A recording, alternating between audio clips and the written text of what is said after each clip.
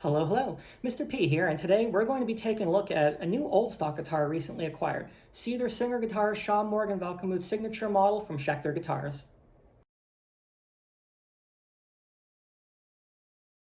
What's going on, people? So this is going to be a bit of a different kind of review episode, actually, because it's not often you come across a new old stock guitar that's, well, been discontinued for about 5 years or so, but here we are. It popped up for sale. The price was a few hundred less than what it originally sold for, and even though I'm not a Schecter person, I have to admit I've always been a bit curious about this model. So I went ahead and pulled the trigger just so I can check it out. The Schecter Shaun Morgan model is a bit of a different guitar for the company and, well, Shaun himself, really. For the touring cycle of the band's Wind Up Records debut, Disclaimer and Disclaimer 2 respectively, Shaun primarily used various iterations of the 006 model, with the addition of the Ultra in 2004 and 2005.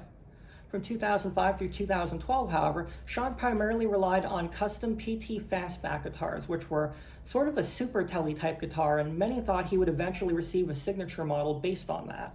And then out of nowhere, the company released this model, which was more reminiscent of a Maserite Ventures model offset. Though I think most fans know this influence probably came from the fact that Kurt was known to use Maserite Venture models often during the Bleach days, and Nirvana is Shaun's main influence after all. Now, the guitar has some pretty interesting appointments that aren't exactly my cup of tea. So I'm going to step outside of myself and try to be as non-objective as possible in reviewing this guitar. First off, it's a bolt-on style 22 fret guitar with a 25.5-inch Fender style scale, maple neck and fingerboard with some pretty interesting inlays that appear to be cogs, which Shaun says is steampunk influenced. They did something a bit different with the headstock that I'll get to later and employed, smooth as always, Grover tuners. The body is laminated mahogany and pretty comfortable when sitting down. This particular model is in white, which, if I had a choice, I would go with this color myself anyway. As far as hardware, Schecter opted with Tone Pro's Tune-O-Matic bridge and stop bar tailpiece for optimum tuning stability. Now, here's where the guitar starts to set itself apart. It's a single pickup model employing a clear encased Seymour Duncan HB102B in the bridge, which is essentially a JB, which is what Shaun has been using forever in his guitars, really. As for controls, the guitar relies on a single volume knob with a push-pull option to split coils and a kill switch toggle. Now that we've gone over the specs, I'm going to plug it into my main amp, a Mesa Boogie Mark V set to Mark IV through a 212 Mesa Boogie vertical cabinet. I'll be checking it out first in standard E, drop D, and then tuning down to drop C to see how it holds in lower tunings and, well, my own stuff as well.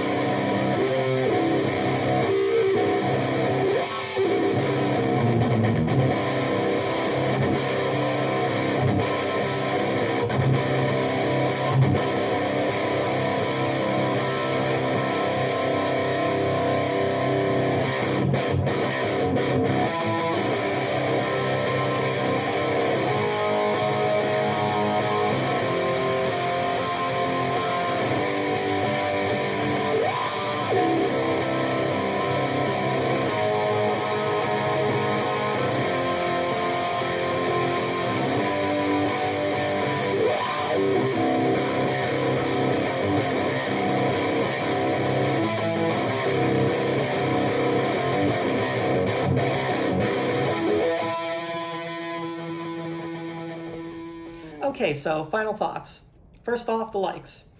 I like the option of the toggle kill switch.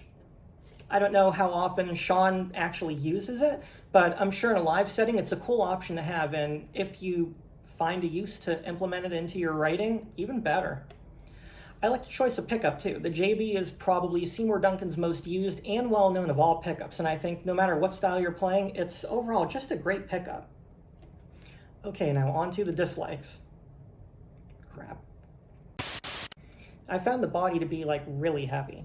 I play Gibson RDs as my main guitars, which are considered to be ridiculously weighty, and this guitar truly rivals it.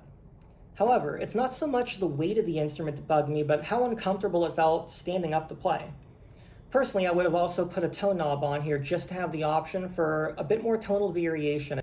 Don't get me wrong, the kill switch is a really cool option, but I feel like maybe it should have been done like arcade button style, kind of like how Gibson does over their toggle switch, which actually felt kind of loose here. Yikes. My only other complaint is really more aesthetic, which is the headstock. So let's see if we can get this in here.